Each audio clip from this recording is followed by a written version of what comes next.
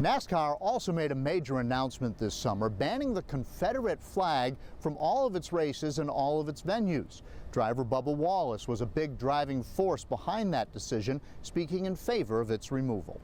But change in the sport didn't just start recently. It started decades ago with Danville native Wendell Scott. 10 Sports reporter Eric Johnson sat down with his grandson to talk about his grandfather's legacy and the changes happening in the sport now.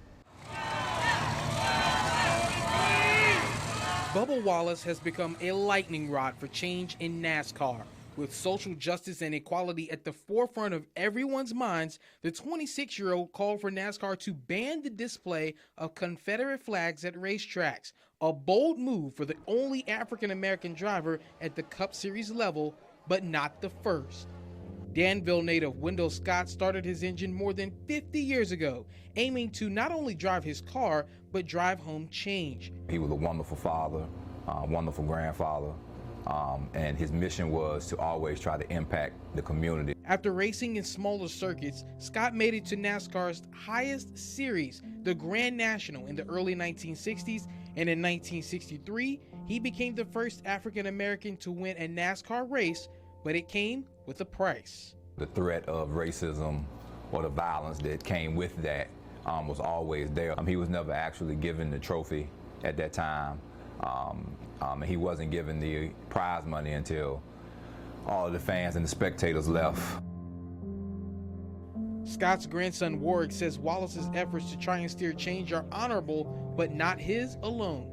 In my opinion, should be a shared responsibility, especially amongst those within the NASCAR community that have existed successfully, that are African American. Despite facing severe racism throughout his career, Scott never let that knock him off the track.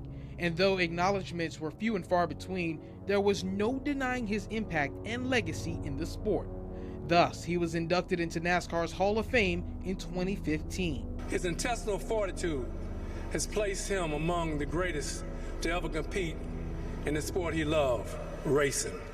Scott's legacy was much bigger than what he did on the track. In fact, his family tells me it was his goal early in life to give back and serve the community. That's the mission that they're carrying out with the Wendell Scott Foundation, providing educational and cultural resources to the greater Danville area.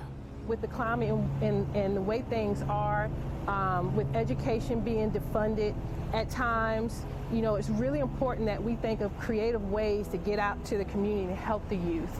They offer mentoring, a steering to STEM program, and camp cultivation, resources that have benefited Reginald Jeffries, an assistant for the foundation and current student at Virginia State University.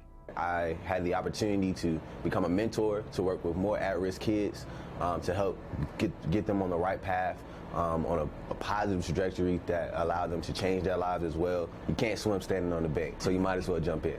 Jumping in, fueling up, and driving home the mission that the great Wendell Scott sought to fulfill. For so many drivers, for so many athletes, when they're inducted into the Hall of Fame, their legacy, that's where it goes.